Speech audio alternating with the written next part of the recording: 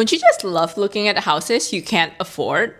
Because I sure do. I love watching apartment hunting videos or those home tours, something like Architectural Digest open door videos. And judging by the popularity of these videos, I think a lot of people love them too. There's this fantasy about owning something so aesthetic and just like so nice and looks so expensive, especially in this day and age where it feels like buying a house and owning one just seems impossible unless you're super loaded. I think this is why reality shows about homes, whether it be house hunting or home renovation shows, they tend to be really successful. And we all know that Netflix has a wide range of reality shows, so it's no surprise that they have reality shows about the real estate market and its agents. Today, let's talk about some of the more popular ones. The Selling franchise. This franchise includes shows such as Selling Sunset, Selling the OC, Selling Tampa, and Selling the City. Selling Sunset is the main show of this franchise, with a whopping 8 seasons and a 9th season coming out soon. For Selling Sunset and Selling the OC,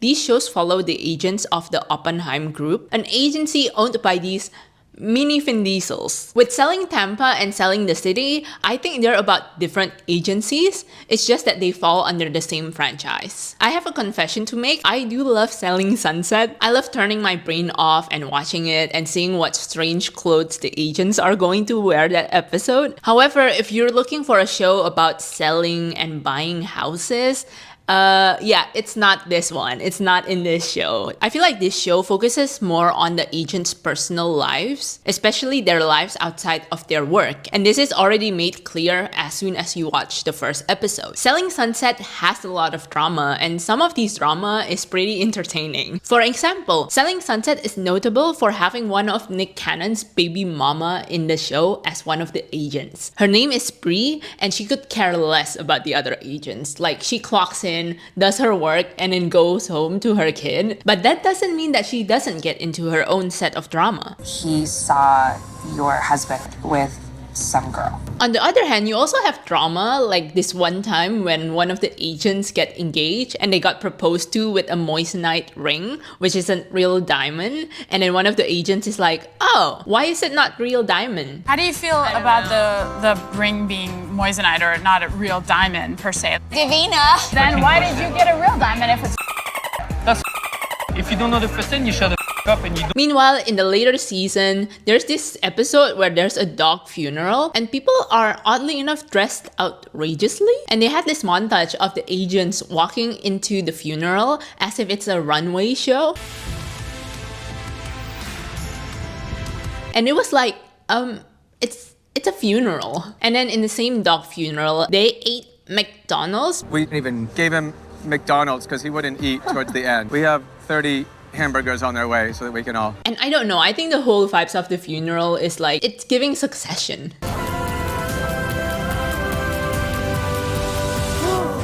Let's go have some McDonald's, guys. Another very funny thing about Selling Sunset is the crazy amount of stock music that they play to transition between scenes to scenes. I think it's a common thing in like Netflix reality shows where these songs just like takes you out of the moment. I have to be honest, I didn't watch the other shows from this franchise. I watched Selling the OC, but I stopped after I saw the agents being in this cuddle pile on the beach during work hours, and I'm like, ooh. Oh my god! I was about to say, are we done kissing on the beach?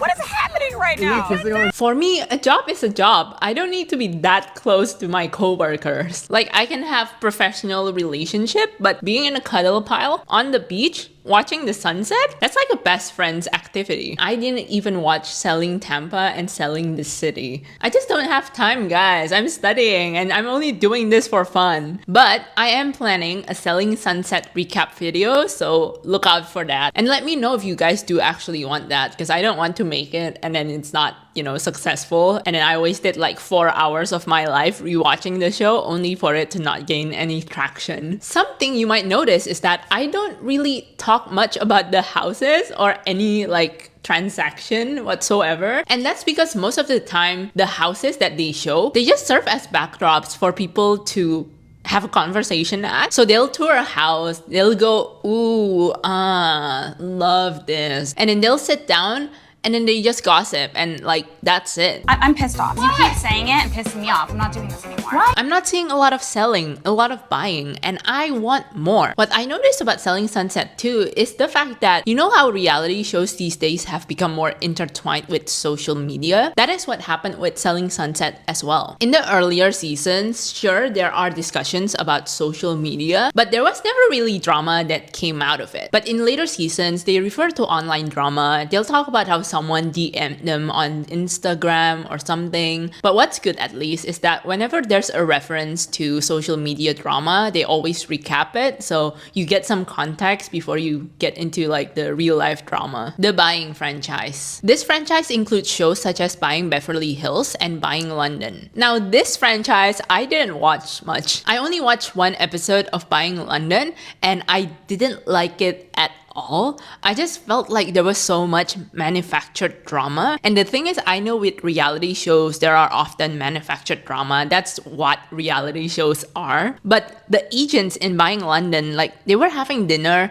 and then for some reason, someone started saying something and started a drama. And I was like, that really came out of nowhere. And the thing is, like sometimes when the drama is pretty compelling, like I remember it, but I don't even remember what the drama was about in Buying London. Like I cannot tell you what happened in Buying London. Like at least in Selling the OC, I remember the cuddle pile. So there was something that I remembered from Selling the OC. But Buying London, it was just so like, it wasn't as entertaining for me. And it kind of looked like an ITV show. I'm sorry. The way the camera looks, it looks like an ITV show. I'm really trying to like find things to talk about Buying London, but I really don't know what to say. Maybe I should watch Buying Beverly Hills. Maybe that one is better. The Owning franchise. Now this one I vibe with. So far, there's only one show in this franchise and it's Owning Manhattan. This show follows Ryan Serhant and his agency. I like this show the most because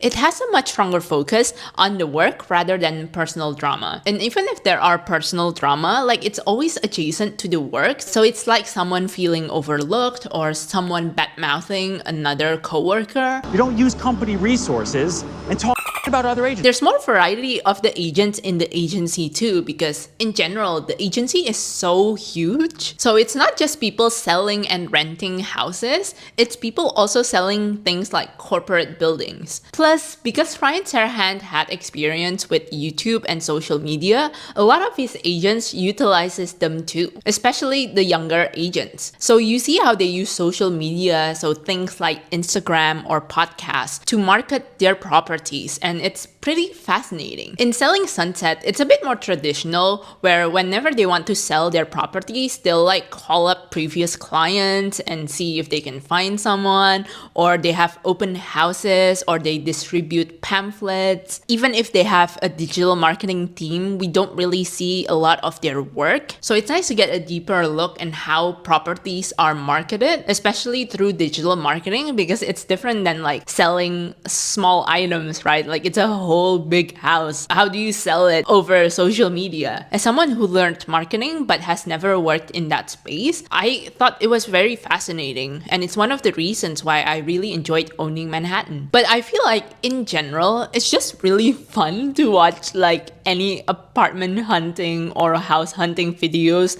set in New York. New York has always been kind of this like mythical destination that everyone always covets. So again, there's something alluring about seeing the real estate market in New York. Like it's such a dream and such an impossible thing, I feel like, to own a property in New York. Like it's not impossible, but it's just so hard. How does the real estate market works in one of the most expensive places in the world? But yeah, those are my thoughts on the Netflix real estate reality shows universe. No, it's not a universe, but I mean, it's a collection of them, I guess. Anyway, do you guys watch these shows? Will you watch them? Will you wear wigs? If you like this video, please consider engaging with it, liking, commenting, and sharing it. And maybe if you want to as well, subscribe to the channel. Please look forward to the Selling Sunset video. Just let me know if you guys would be interested in it. Like, I would love to know before I commit like 4 hours of my time into it. And of course, thank you so much for watching and have a good day. I also have the Fantastic Four cup over here as well. So, tax write-off.